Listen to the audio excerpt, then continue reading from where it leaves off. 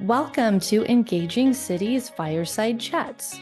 On each episode of the show, I talk to leaders who are paving the way in civic engagement in order to inspire listeners and share strategies that you can implement in your own community. This podcast is proudly supported by our sponsor, Conveo, the engagement platform for plans and policies. Check them out at konveo.com. I'm your host, Kelly Hickler, the community manager with Engaging Cities, as well as the founder of Cinovation Studio, which is dedicated to innovative civic education and engagement. Today, I am talking with my friend, Michael Gradis, who also happens to be the planning manager in Centennial, Colorado, which also happens to be where I worked for several years. So I have intimate knowledge of the project we're talking about today because Michael and I worked on it together. We're discussing the redevelopment of the streets at SouthGlenn Shopping Center and the challenges of involving the public in such a project, where there is a master development agreement in place and the developer has certain rights, but also the city's development code requires public meetings. So how do you balance the rights of the developer with the wants and needs of the community, along with the realities of the economic landscape and what the market will support? This is a complicated case study with a long history, and there are no easy one-size-fits-all answers. But I think it's an interesting discussion to have, as many cities across the country are facing similar challenges with their aging shopping centers. So I hope you get something out of it, and let's jump into the conversation. Hey, Michael, thanks for joining us on the podcast today. Of course, Kelly, thank you for having me. Yeah. So I have to disclose for our listeners that Michael and I did work together previously in the city of Centennial. So we seem very familiar and jokey with each other. That's why. Oh, absolutely. And I'll do my best to stay on point today. Yeah. I know we can go off topic very easily. And maybe that could be a separate podcast, just like random things with Michael and Kelly. Oh, goodness. I hope there's an audience for that. I don't know if there is, but I would love to know there is. Yeah, we'll see. We'll shop it around. All right. Anyway, why don't you tell our listeners a little bit about yourself, your background? How did you get into working in local government? Yeah, no, not a problem. So my name is Michael. I have been working as a professional urban planner for a little bit under 14 years. I began my career with a consulting firm. A lot of individual planners, I think, start that way. And it's a great way to be exposed to different clients, different projects, different pressures communities and planners and others are facing as it relates to land use. So that was really foundational for me. And then after about 3.5 years working in the private sector, but still for local governments, I was able to begin my career with a local government in North Carolina. And then for the past 9.5 years, I've actually been working for the city of Centennial here in sunny Colorado. For those of you who are not familiar with Centennial, we're South Metro Denver suburb of Denver. And we have about 110,000 people spread out over about 30 square miles. City's built environment goes anywhere from the late 1940s. There are a few structures all the way until the mid 2000s, I would say, has been the last growth boom for us. Large home ownership, about 80% of people who live in their home own the home that they're in. Focused, I would say, largely as what has been referred to as a family-friendly community to where there's infrastructure such as parks, schools, shopping, also some places to dine, some places to go out. A small portion of our community has, some nightlife, some workplaces, but largely if you asked our residents, they would say this is a great place to raise families and is a great place to come home to in the evening. But we are seeing a changing demographic that wants to be able to find more excitement and activity in their own backyard, if you will. Yeah, I'm trying to think, where is their nightlife? I don't remember. No, I think that's a great point. So in the city of Centennial, I would say if you were trying to find a place to go out at night, there's a part of our community that's now called the Streets at SouthGlenn. And it was originally a mall that was built in the 1970s. It needed to be redeveloped in the early 2000s. That redevelopment happened. And we've been living with that Streets of SouthGlenn that helped make our retail shopping service destination since about 2009. Yeah, and that was a completely unintentional tee up that I did, like a segue to talk about streets at South Glen. But pat on the back for me. So, Streets at South Glen, I think, is an interesting project and a good example, a good case study, if you will, to talk through the role of community engagement and city planning projects, especially this one that is a kind of a joint agreement. There's a master development agreement, right, between the city and the developer. So why don't you share a bit about what you talked a little bit about what the center is, but more so what is the project? What was there, what's not there anymore, what was proposed, all that good stuff. Yeah. So, Kelly, let me take a step back and I can give you a little bit more history about the South Glen Mall of the South Glen area. And so in the city of Centennial, I wish I could show a map so I could show our listeners, not sure how that would work, or our viewers of what the city looks like, but it's about 3 miles, we'll say 3 miles deep by about 12 miles long. It's not a perfect long hot dog shape, if you will, but because the the city has always annexed property over the years, it has a little bit more of an interesting shape. But generally, that's the shape. This part of our community, the South Glen area, is in the western part of our city, and that is probably the newest, or excuse me, the newest redevelopment area in the city, Street at South Glen. But the area was built in the 60s and 70s, and as you can imagine, the framework for cities in the western United States, when they were sprawling out from their core city, in our case Denver, was to have a shopping mall or a shopping center, and that was the most exciting place, I think, in a lot of new bedroom communities. And so it was anchored by your general department stores. At one time, it was anchored by a department store called the Denver Dry Goods Company, which, like other department stores in the United States, were eventually acquired by, I'll say it, Macy's, right? A lot of communities now know Macy's as that standard bread and butter department store, but they had maybe a local one prior to that. That was there. Sears and Roebuck was also anchor in that center. I believe, don't get me and don't quote me on this, but I want to say Mervyn's, which was also a really popular Oh, store for the time, was yeah. also headquartered there, if anybody remembers that. Oh, So yeah. I really fully standard. supported I think I single-handedly supported Mervyn's, and Arizona Jean Co. was the brand that I exclusively bought from there, and sported in junior high school. Uh, Anyways, I digress. did the same thing, and also you can't forget about Jinko jeans. I remember having those in the Oh, yeah. Oh, 90s. we should have worn some for the podcast. Though you wanna be able to see that. Yeah, you and I don't know if I'm flexible enough to kick my legs up there. But I think this is actually a really, really good thing because what we're talking about is memories that we had as children. In our case, we were kids who had a lot of our childhood in the 80s and 90s. I don't want to date us, but that's when I think of my childhood existing. As you can imagine, there are a lot of people of strong feelings and strong positive nostalgia for a place like the South Glen Mall. However, in the early 2000s, it was seeing competition from another regional shopping center in the area called Park Meadows. It just opened up in a city called Lone Tree on the other side of a county line, or Centennial's in Arapahoe County.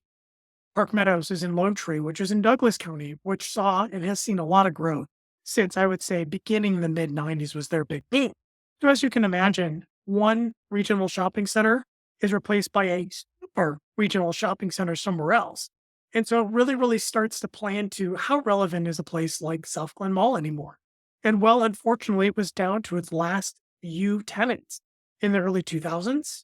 The owner was able to approach the city of Centennial to establish something called an urban renewal authority, which that's a common tool for redevelopment throughout the United States. We use that locally to begin the funding process and the blight studies that would be needed to justify the need to use this tool in this area. It unfortunately, those tools that it was by definition seen as a blighted place, and we were able to work hand in hand with the developer who owned the property. I will say in this case, which was unique about Centennial, although not unique to just Centennial, Mhm. the city was able to work in tandem with the center. It was the owner of a private property coming to the city saying, "Hey, I'd love to be able to utilize some government tools with you hand in hand to do something that will benefit the community at large." Other communities don't always have that approach, but that was, I think, really beneficial for us. We were able to use that tool to begin the demolition of that structure. I also established a tax finance increment district, TIF funding as it's called, to help Mhm. fund a lot of the public improvements. So a lot of the improvements, water, sewer, resurfacing drives, getting tie-ins for other utilities, and then also just setting the stage for a lot of the improvements there to really get the project started. I was not with the city of Centennial in 2006 to 2009 when the project was being developed, but I can tell you that there was a lot of concern then from adjacent community members of, what are you doing to my mall? What are you going to do to change the nature of my neighborhood? Is this going to have a positive or negative impact? And a lot of those things, I think, were sincerely held beliefs by those residents that the city did not discount and could not have discounted at that time Mhm. to do that redevelopment. But one thing that I think is really, really, really important to designate is that it was the policymakers, it was the elected officials, the city council and the mayor of Centennial who said, we have an issue with an area that is blighted and a desire for it to be something better and something more. Because if not, with the assistance of local government, this center would just become vacant and would become a blighted eyesore that I think the neighbors would also not want to see there and Right. would be upset that their government wasn't doing something. And so you have this double-edged sword of, you have policymakers making decisions, thinking in the long term for the benefit of the adjacent area and the city itself, while also recognizing they are accountable to the voters that are putting them in that position to create that policy. And they're having to walk a fine line of, what do my voters see as concerns and problems? How Mhm. do I communicate what the truth about those concerns and problems is, while also recognizing they're going to be making decisions that will have long-term impacts that might also at the same time upset some of those voters and those residents that are going to be benefiting from a new development. Yeah. Okay, so that's a really good overview of the history of the center and what it originally was, what it became. And then in was it 2018 or 2019 that that the developer approached the city again about doing further redevelopments. Yeah, no, I think that's a great story to tell, and I haven't done my best job of telling what happened to the streets at SouthGlenn. What was that? It was what we'd call, I don't know if I would call it a lifestyle center. I'm not sure that's a technical marketing term for this regional draw, but it didn't have indoor corridors like a traditional mall did. So you had to return to a street grid in that area. There was never a street grid in that area because it was always a mall, but they established and started to make north, south, and east, west streets and connections. There were visual terminal focus points that you had, so you could see at the end of a block that there was something interesting and unique that would keep your interest into wanting to keep and walk and shop and drive in some cases through the development. But we Mhm. had Whole Foods is an anchor in the center now and was one of the original redeveloped anchors in 2009 and is probably one of their best performing stores, I think, in the Western United States market. So it tells you that there was a lot of opportunity for success here. Mhm. Unfortunately, at the same time, you had original tenants on the property, Sears, but they weren't just a tenant, they were actually also a property owner. So they remained as an owner and weren't necessarily participating in the redevelopment, but saw where they could fit into that redevelopment. They unfortunately also recently closed at around 2020. So you had another vacant store. Macy's, which was originally the Denver Dry Goods Company, that also recently closed within since the post-COVID time, I'd say about 21, 22. Okay. And now you have another building that's empty. There is a movie theater. Some of us who lived and experienced the impacts of COVID-19 saw that gathering spaces like a movie theater were not going to be successful. Fortunately for us, that theater is still in existence. It was almost on the chopping block, but it's still there. And thankfully, we're seeing a resurgence in movie theaters. And so that's an anchor that was able to survive through it and is starting to bounce back. But still, you can't have a vibrant mixed use entertainment, shopping, inviting district with just a grocery store and a movie theater when you're Right. surrounded by tens of thousands of square feet of vacant space. That's a little bit of an issue. And so they recognize this. The property owner of this Streets of SouthGlenn project said, "Hey, I got to do something." To them, their answer was, "I would like to introduce multifamily residential and potentially some townhomes or rent townhomes as an opportunity to revitalize the center." Not only do I think it would bring the center customers, they told us this, but they also recognize there is a need for housing. Or from a real estate portfolio perspective, multifamily housing is performing really, really well. Retail is not. And so I'd like to diversify the success of my real estate portfolio while also having a more mixed use environment with new customers. All at the same time, city, would you support this? The plans at that time were that this was a retail center. There were reasons for it being a retail center. We wanted to have sales tax base, not only for the city, but for access to our residents. And then also, as I'd mentioned, this was a TIF district. There was a need and desire to capture the revenues from the property tax of commercial and the Mhm. sales tax generating potential of having retail and restaurants and movie theaters and other things to help pay back the ability for those improvements to have been built in the first place. So it was very much it was this circle of life, if you will, that really, really was going to help this center be successful. However, that wasn't working, and it was these go vacant and they're not generating any revenue, or you allow us to bring some potential new users. Okay. Can you talk a little bit about the process that happened in, I can't remember if it was 2018 or 2019 now. There's a series of community meetings that happened. Can we talk a little bit about that? Yeah. So, Kelly, I think you worked directly in this project, and this was in the fall of 2019. I know it's all blend together Yeah. since COVID Yeah, for sure. I Like, know, what? and it's like, That was 4 years ago? How is that possible? yeah, Uh, it's like BC or AD. It's like, oh, absolutely. Before I don't COVID, know. after COVID. Yeah. Like, I don't remember. I barely fit into the clothes before COVID. That's a story for another day in our other podcast. Yeah. Uh, we did outreach, a big outreach event planned for November of 2019. But before that, we really wanted to work with what we were referring to as neighborhood champions.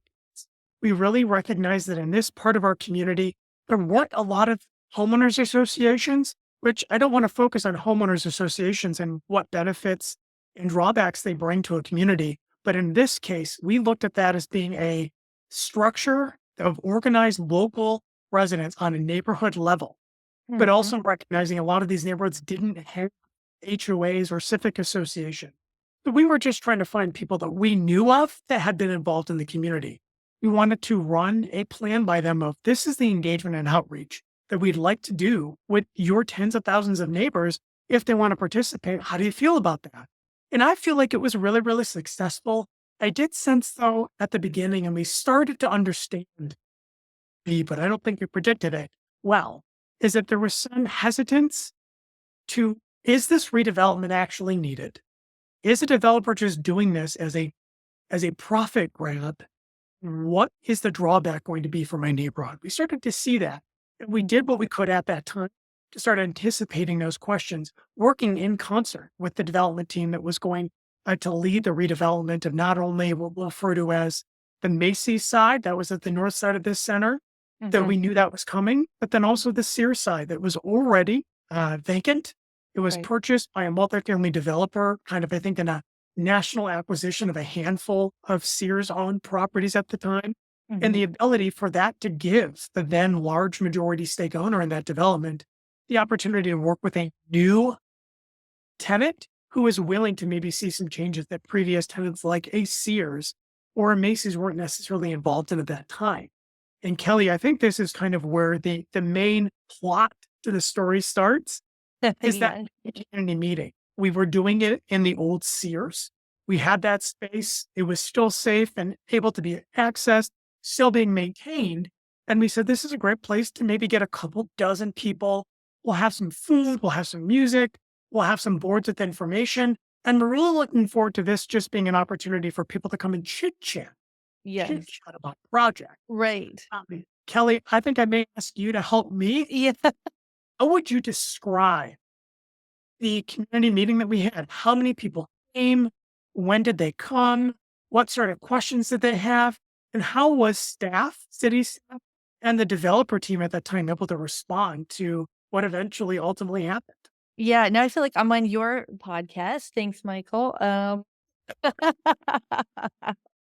But, what I remember is we were planning for a large number of participants. In our minds would be maybe 50 Oh, or yeah, so 50, people, 75, but 75 totally top manageable. that we thought would come to this. So we had planned, an open house kinda style with where it's more informal. There wasn't, like, gonna be a formal presentation and Q&A and this. It was, "Okay, we're just we're gonna have some stations that people walk around and ask questions. It'll be real informal and low key," and, you know what I remember, it was kind of a comedy of errors a bit because the doors the doors weren't locked. There or like one side of the doors wasn't Oh, locked. I So remember. people Yes, I started remember coming that. in before we were ready. We were still setting up. Like I'm still holding a flip chart in my hand. And people just started streaming in, just kept coming. And we're like, oh my goodness, what is happening? And it was way more people than we anticipated. So that was the first issue. So that's a tip is, have the doors locked before you're ready Control, to yes, start. have a physical control over the space, either Yeah. person or a virtual space, which I'd love to be able to talk about what we did for subsequent projects in this Yeah. project. But Yeah. totally, we had to, number one, have a control over the physical space. I think that means ensuring that people are going where you'd like them to go in the order Yeah. in them to go. Then you're at a community meeting, tell a story, right? In our Yep. case, at the community, this wasn't an opportunity for people to take a formal, informal vote or straw poll. In Right. our community, in Centennial, this was an opportunity for people to learn and digest about a project, especially because they're being notified of this project, I think, by a mailer, maybe a posting on our website at that time, Yep. but definitely getting a letter in the mail saying, hey, we want to talk to you about a potential change in your community. Mm, Let's have a meeting where you can come and learn. We mm. definitely failed in that aspect, and I'll call it a failure. There were lots of things, in that meeting. You gave a great intro that were a failure. We didn't control the space. I think the second part, we weren't ready for them to be in that space when they entered. Yep. Um, we underestimated the size of the Yep. audience. Mhm. 4, we didn't have effective technology or staff numbers to actually handle the number of people that were Mm. interested. Mhm. And 5, we didn't really have a command structure. I think Yep. in this case, staff was there side by side, hand in hand with the developer to say Mhm. we are both working together to provide number one, information about this project, but number two, describe the unique role that the staff has in a development project and the developer has in a Mhm. project. Unfortunately, we failed at that. I remember we couldn't talk over the large group of people. Yep. We We had didn't have questions, microphones. didn't have microphones. Yeah. Right. Not have the ability to effectively communicate. The posters that we brought, um, they were not what we intended them to be. We were trusting, in that case, the developer to bring us Mhm. posters of information. One, they didn't bring them. And if I remember correctly, they weren't printed out professionally. Mhm. You mentioned a flip chart. We had a flip chart where we were going to start taking questions. Yeah. That wasn't big enough. And Mhm. I'd go back. Goodness, I even think the bathrooms in the building, they were functioning and operational, but Yeah. I don't, they were of a nature where we expected people to be there long enough to use them. And that was something Exactly. else that we, I think would have thought about is we didn't create a comforting, inviting space. And I Yeah. remember, yeah, Kelly, that we spent months after this meeting trying to learn from our mistakes. And Right. eventually we digested everything that we heard, and we heard a lot. knows, do not do this. Mhm. Adding multifamily as an option to this development, even though there was already a multifamily building there that had never created any issues for the development's operation or Yeah. the neighborhood. But they heard, I think, the equivalent of, I think we settled on maybe 1,800 units total. And Mhm. so are about 300 units allowed in that area. That Right. gives 1,500 or so. In many cases, that could mean anywhere from four, a very large building, 4 to 6 multifamily buildings of a handful of stories, 3, 4, 5 stories with parking, no doubt, but you can picture what that could look like to a neighborhood. 4 to 6 multifamily buildings. The residents, I think, heard that. In our context, Kelly, I keep going to what public housing in the United States looked like, which that's a podcast for another day. Yeah. People think of a public housing project like Pruitt-Igoe as being this example of what multifamily looks like, especially in a neighborhood like these, residents moved here from Denver, other places in the Great Plains, other cities throughout the United States, and they had an image of what multifamily was. Yes. We didn't necessarily have images to show them what this would look like. And do you Right. remember how that turned Yeah, out? we weren't quite at that stage yet, and I can't remember exactly what was on the posters that the development team brought, but it wasn't what we had hoped for. There was No, it so that's wasn't. another lesson learned is always see, even if it's before it's printed, well, ideally before it's printed, see what the boards are gonna be and sign off on them that, yeah, that's what we wanna show, and we just trusted that the developer was going to show what we wanted, but that unfortunately didn't happen, so it wasn't conveying really the right information or the right imagery that we wanted to share, and I think what happened too is, uh, the community, they became aware of this through a mailer. I'm pretty sure we sent out a mailer We sent and out letters. or letters. We sent Yeah. letters, and they got this idea of we have to stop this. It Yes, wasn't they let's did. go to this meeting to learn about it and ask questions and see what input we can have. It was we need to go to this meeting and we need to stop this project. And that was the attitude from the outset, and I think it fueled the fire when it appeared that we weren't ready. Like, "Oh my gosh, the city doesn't know what they're doing, this is just chaos," and it kind of fueled the fire that was already happening. So,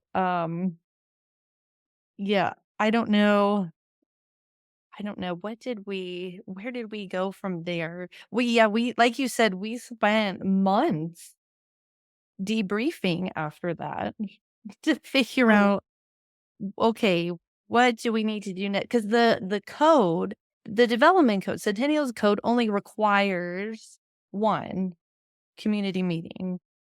one community meeting, it does give some deference to staff to maybe require some additional outreach. Yeah, right. It's not something we had done often, and I think the way that our code was written is we didn't necessarily feel comfortable mandating it. It really seemed to give Right. directors some ability to do it, but there was going to need to be cooperation from the developer.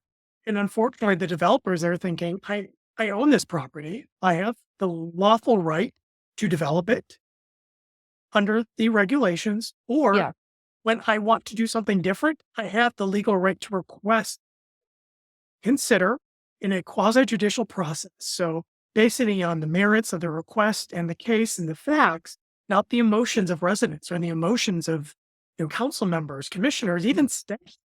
Mhm. They looked at it and said, I don't want to go stand and be verbally assaulted because there were opportunities where, or there were circumstances Yeah. where some of the things that occurred at that community meeting would be considered verbal assault. And it was Yeah. not proportional to what the developer was requesting Right. or the way the developer was comporting themselves. But we were able to get them to understand that residents are going to have questions and comments. And for you to be successful, when it finally comes down to council considering your request to amend the master development plan to allow for these new uses, such as residential, and also consider allowing for less retail.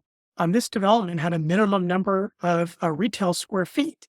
And the reason for that was because it was intended to be a retail center, and council wanted to make sure it remained that way at that time, that it was going to require them to justify it. And we worked with them for, I think, over a year to prepare for another community meeting in a location that was better suited for large crowds. Mm. And that meeting had attendance that numbered the same amount as attendance for, I think, that initial community meeting at Sears. But we hired a professional facilitator. We worked with the developer to make sure we understood their presentation. And it wasn't from a position of staff and the developer being on the same side. That is not the role of staff.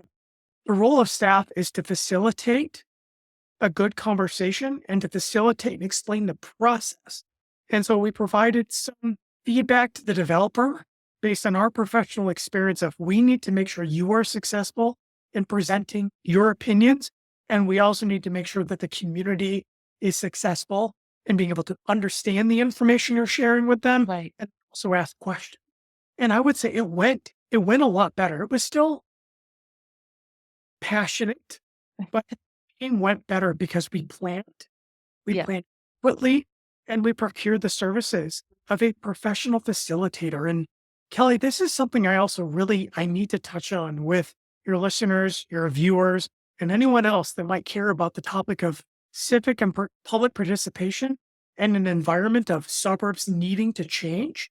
Is Yeah. that you need to be very clear in what is the role of the resident. I am a big fan of knowing what is my role in the process, in the machine, in the cog, in my life, if you will, and recognizing that in this unique situation, council had already made the call. This is going to be an area of activity for retail, some supporting services, some supporting residential, but never, this isn't working. And we are open to something different and new that keeps this space vibrant and relevant for our community now and in the future.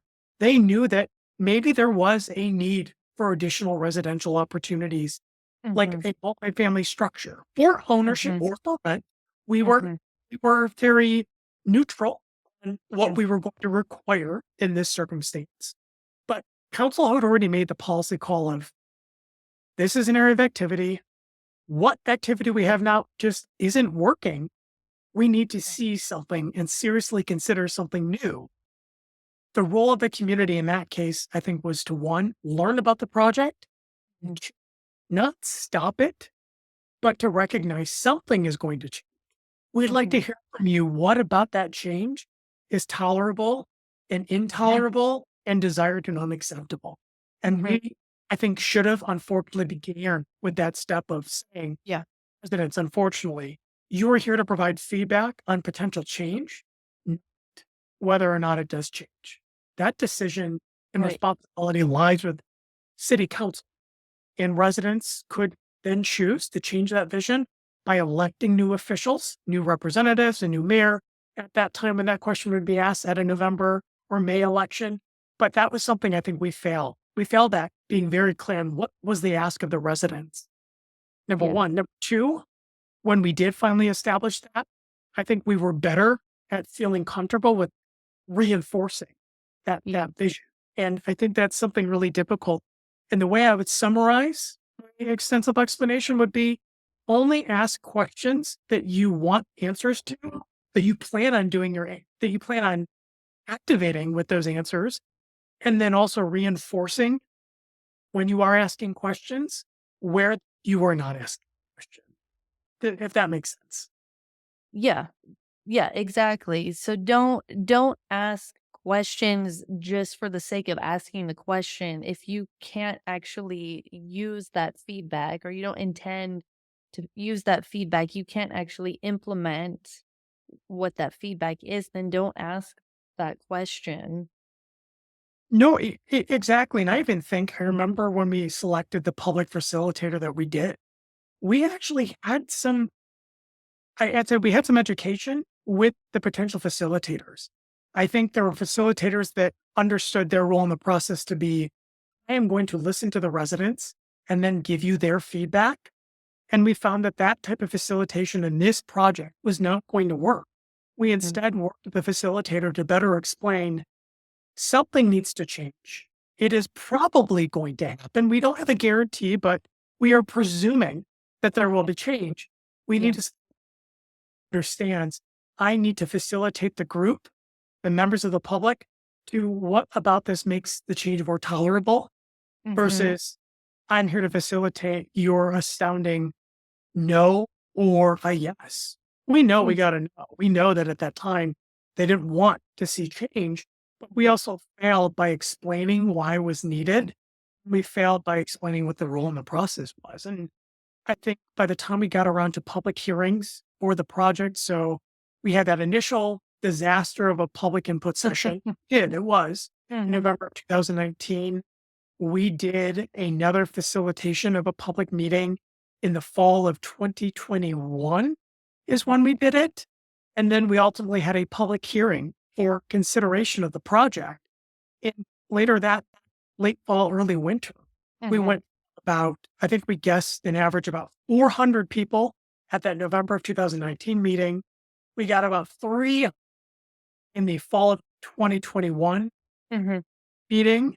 And Mhm. then the late fall, early winter of 2021 for the decision, we went to about 20 participants. It Wow. was because we did all that outreach. Yeah. And also, this is a big change, Kelly, that I really want to stress for your listeners is don't be afraid to use technology. You know your audience, you know your community. But in our community's case, we knew that they were incredibly technically connected and internet connected. And so we Mhm. felt comfortable doing virtual community meetings. So Mhm. again, we talked about control the room and space that you're in physically in a virtual community meeting, we were able to put information online. We were able to have a list of frequently asked questions. We were able to have a dialogue, a chat dialogue, much like you find on Facebook or any other social media, as an example, to where Mhm. people can post their opinions, thoughts, questions, and then a moderator can come in and answer. A developer, in our case, could come in and Mhm. answer. We use that to provide documentation for anyone who is interested in Mhm. learning about the project. We then would take great questions we didn't contemplate, put them in our FAQs, and we trust that through that outreach and that vehicle of expression, we were able to offer an opportunity for our residents to share their thoughts in a non adversarial way. I can tell you, standing at the front of a room and being communicated to, yelled at, having residents, I think, Kelly, we even use the term caring loudly at Yeah, I was things. just gonna It's just great. And it's their yeah. democratic right. We should always protect that. But I unfortunately will say it's not always the most productive. You have a right to yell at me and share your passionate beliefs and thoughts, but I might not necessarily respond the best as a human being. No doubt the speakers, myself included, were defensive. We may have just answered the questions yes or no because we recognize we weren't there to yell. We were there to share opinions. And in our case, we were able to use a virtual community meeting process hosted on our website, which I think we could do a podcast session, an interview, and how that worked for us and maybe at a later date. But Yeah.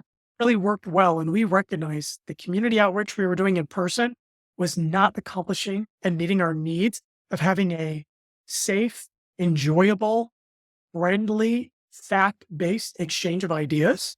So Mhm. we switched to a virtual in this case, and we found that we were able to do everything that we needed to do and wanted to do in Huh. communicating facts of the issue, communicating the role of the developer, the role of staff, most importantly, the role of the community, and how that would all feed into an ultimate decision from council.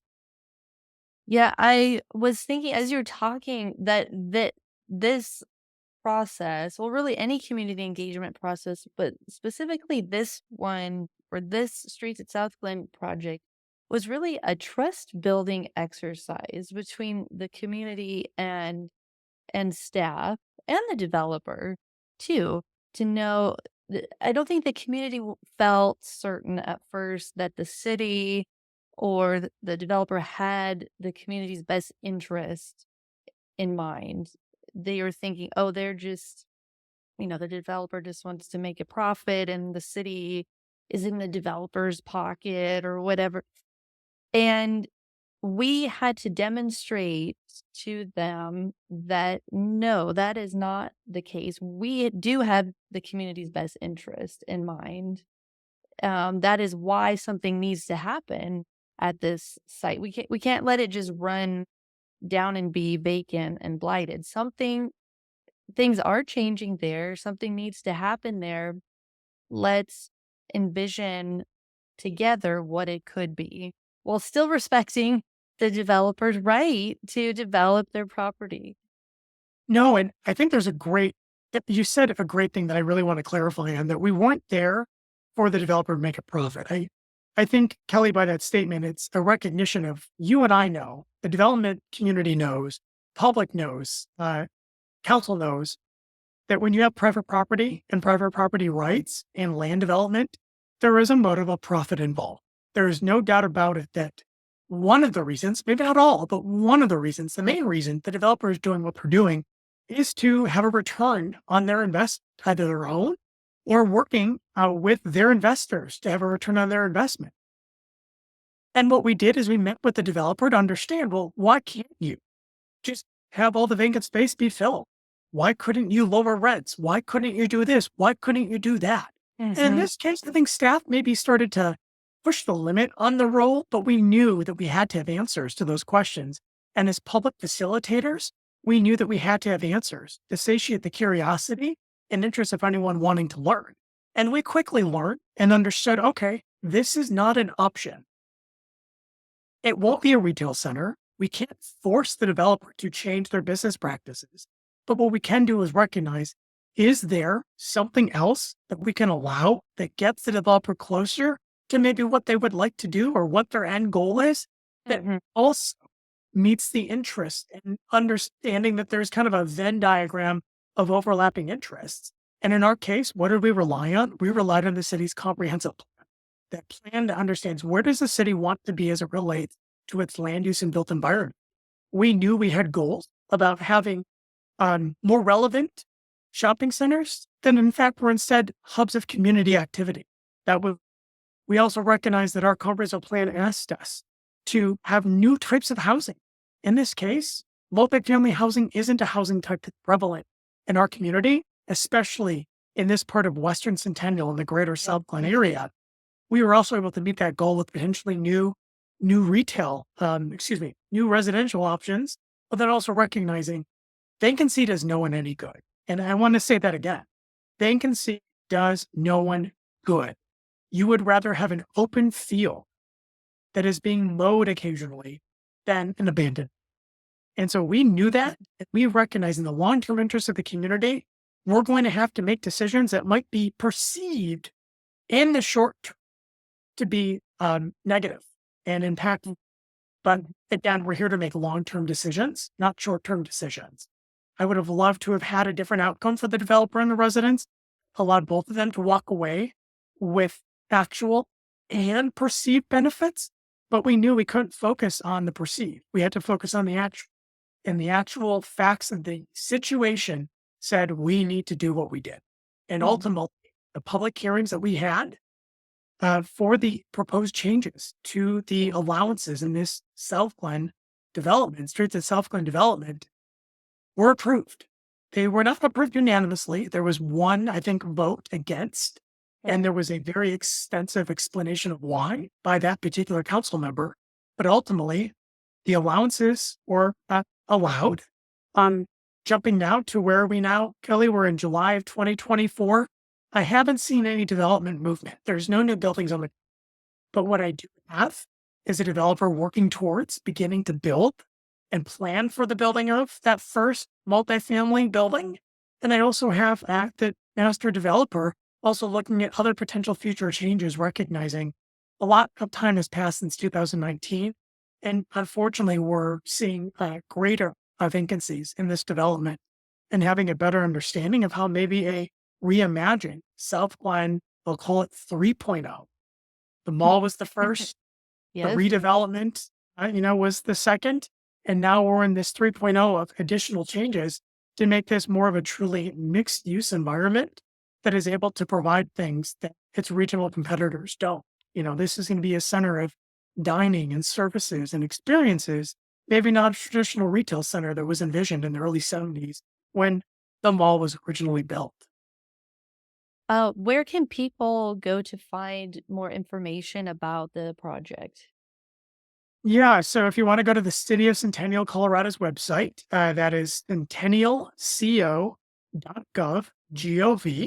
You can go to a page on that website called City Projects and Initiatives.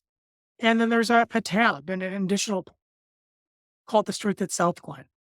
This page has not been updated since February of 2024.